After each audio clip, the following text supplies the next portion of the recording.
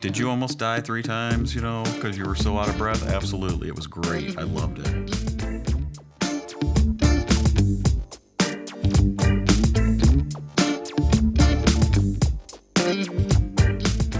So let's talk about, I mean, you began cycling as an adult. I rode a bike when I was a kid. But, Me too.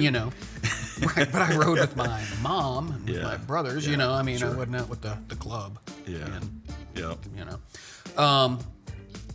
It looks inaccessible, I think, to a lot of people. Here are all these guys, they're skinny, they've got clothes that don't make sense. Yeah. Those bikes, I'm not even sure that those make sense. Yeah. But it's not inaccessible.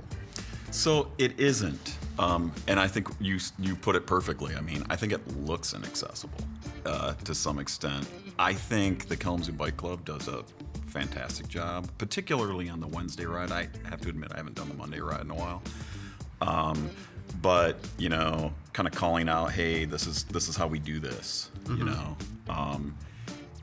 It is, like you said, it's a little weird. There's all these people dressed in spandex and sunglasses and helmets. Stern expressions. Yeah. But, it's just like anything. It's just like starting anything. That first step is the hardest. But when you kind of get in there and just say, hey, what do I do? Any one of those people, any one of them, no matter who, from the raciest looking person there to, there are some, people in their later years there, any one of them would help someone or direct them or tell them how to do it if you just said, hey, what's going on? What is this? So, I had someone kind of bring me along, and I don't know if you had someone kind of bring you along in the group ride at a kid. And I watched really, really closely. yeah. Yeah, because you know me, I'm a little bit of a wallflower when I'm around new people. I don't. Yeah. Yeah, so, I had very minimal instruction, It's like...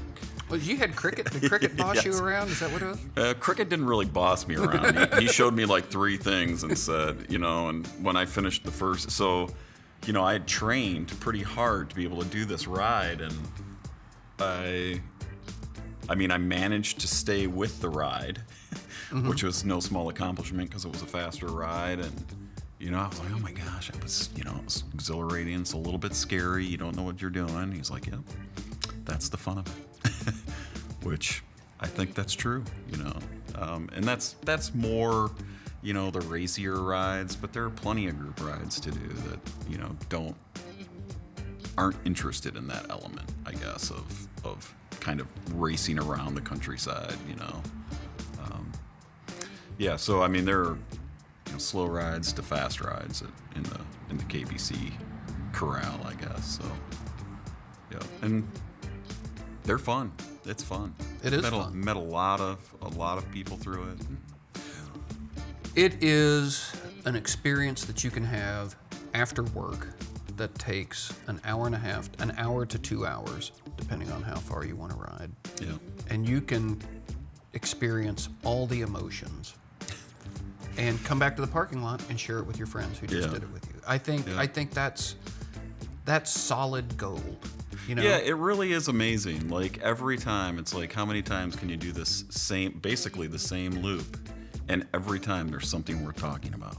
Right. Did you see? Yes. Were you part of that? Yes. Yeah. Did you almost die 3 times, because you were so out of breath? Absolutely. It was great. I loved it. Yeah. That whole thing. I'm not sure you're selling it right now. This is the fast ride. Which I love. I have to admit it. I love it, I love doing that fast ride. So, do you get out and ride by yourself much? Not that often. I used to. When I first started riding, I did. And that's when I was like, okay, I'm doing triathlon, I'm running, I'm trying to be fast racer, So, then you're kind of on your own training schedule. Now, not really. Every once in a while, I'll take my mountain bike out, and occasionally a road bike, but it's almost never. Interesting. Honestly. So how safe do you feel on the roads these days, today compared to 7 years ago? Is saying the same a bad answer? There is no good answer. Yeah, so I would say pretty much the same. I hate to say that, like, after that horrible incident that happened, in Westnedge, there did seem to be more empathy to people in the roads around Kalamazoo and Portage, and giving people more space, but I don't feel like that lasted. But I think it did raise awareness. I think now when people are reminded, it resonates more deeply with them. So, I hate to say that really, changed things, I think, for some people. Are you ever fearful? No.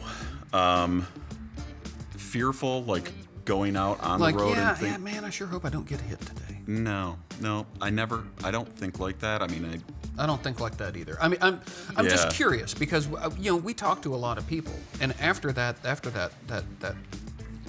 fiasco, there are people who are fearful who perhaps weren't before or repressed it or whatever. But I feel the same way. I am absolutely. I don't want to say that I'm unafraid. I'm respectful of the conditions that I'm in, but. Yeah. I'm out riding my bike. I'm having the time of my life. Yeah. And I don't know. Do I get mad? Sometimes. Get mad? Yes. Oh my God. It's not, it's not my crowning moment, but, sometimes, like, people do crazy stuff in cars or they take unnecessary risks, and it doesn't matter if I'm doing everything right or you're doing everything right, and some people would say that's the reason you should be afraid. But I don't think about it until the moment. It's all after the fact, like, wow, I'm furious at that person, So I'll come up to an intersection. There'll be somebody taking a left, and I will start muttering, "Don't kill me! Don't kill me! Don't kill me! Don't kill me!" And then, thus far, it's worked. But I don't think of it in as if I'm going to die. I don't have like some sort of fatalistic thing. But I think the point is that the marginal cost of something going wrong, and I think you were talking about this earlier, on a bike, the marginal cost is exceedingly high in terms of physical well-being. Yeah. So, yeah, and because of that, and this is something that I think is hard to communicate to drivers or people that don't have a lot of experience, whether it be in non-motorized transportation, whether it be running, walking, biking. No one has a greater incentive for me to make a good decision here than me. Right. So sometimes, you look at the situation and you're like, you got to fudge it a little bit as a cyclist or as a pedestrian because you're pretty sure the motorist is not going to do something that they should. And you want to put yourself in a defensive position. Sometimes that can make other motorists say, see this guy, look at what he's doing. Look at this jerk. Look at the jerk. But do all cyclists think that way? No. I see people that are seemingly oblivious to their environment. It's honestly, yes. I think most of the cyclists that I know and, people, I hate to use the word serious cyclists, but people that ride a lot, they're into paying attention, knowing how traffic works. You see the mistakes that drivers make. What I try and do is translate that to when I'm driving. Mm-hmm. Do I make those same mistakes? Because it's amazing when you're in a car, you just kind of, it's easy to make all the mistakes that you're so mad at someone else making. Well, and you find yourself thinking about in your car when I'm coming home from work and I'm coming from Portage home to Kalamazoo, and there's somebody on Oakland in that space where there's no bike lane. So what do? Do you stay behind them and slow down so somebody else, because if you pull over too quick, the guy behind you isn't going to see him, and that's, so you're thinking about all these things that when you're on the bike are driving you crazy. Just pass me, please pass me, go by, freaking me out behind me. Yes. And so a lot of this comes to, the more people that ride bikes and have this experience, even if it's casually on the weekend, and they understand how all this stuff works and how a cyclist thinks. And not that I'm not trying to put the impetus on the driver here, but it does make a difference, like the way you view the world when you're in a car. If you see what it's like to be a vulnerable road user, Right. It can matter more than anything, I think, just education-wise. I'm guilty of it, like, did I think to look right before turning right for someone walking down the sidewalk, Right. I mean, sometimes not. Right. It's hard. It is hard. Yeah. So let's not pretend it's easy. Yeah. And it's just, I don't know what a pedestrian does there. Hopefully a cyclist isn't coming down the left-hand side of the road against traffic, but I've seen it. I've seen it too. Regrettably. I've seen it. It behooves a driver to look. It does. So one of the things we're talking about is how fun it is to ride a bike. So you talked a little bit, but I'd like you to search your memory banks and think about a great experience that you had while you were riding your bike. Man. Then vocalize it. I think anyone that you would invite to talk here would have to say there's just so many, everything. From singular, very unique experiences where you ride your bike someplace that's just completely awe-inspiring, natural beauty, I'm thinking out west or something like that, or down to, riding a ride that we go out and do on a Sunday in the middle of summer, and it's 125% humidity and 90 degrees outside, and you stop, someone gets a flat tire, and you're sitting there in a cornfield, and you're sweating bullets, and you're listening to cicadas and making jokes as someone changes their inner tube. All of that stuff. They're doing a terrible job.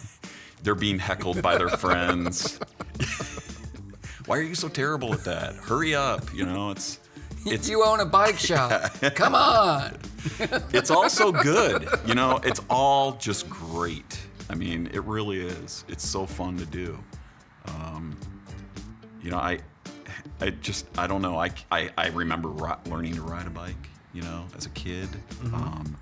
But since that point, I just think of, there's just literally hundreds of experiences. Almost every one of them is so good in such a real way,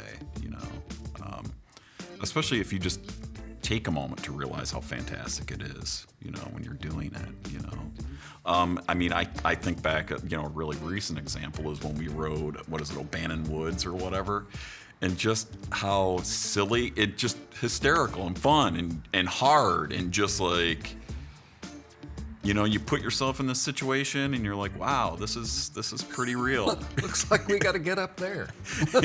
Yeah, it's just a little bit of tomfoolery and hard work and all that stuff. It's just great. I love it. It is good. I'm just so happy with my bike right now, but I know. That's that's another really great feeling, which it's your friend that you take into these wonderful experiences, and you just didn't plop down in there and have it. You got to take your friend, you got to take your bike, your equipment. Thinking back about just great experiences, it is some of the more trying experiences on a bike can be some of the better ones, but maybe O'Bannon Woods. Maybe being cold and wet sometimes up on a mountain or whatever.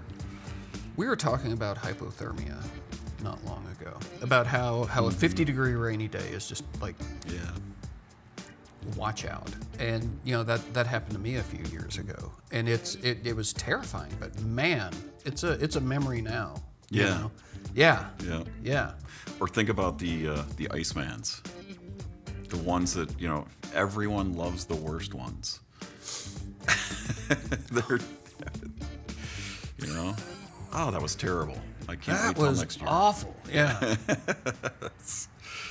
Yeah.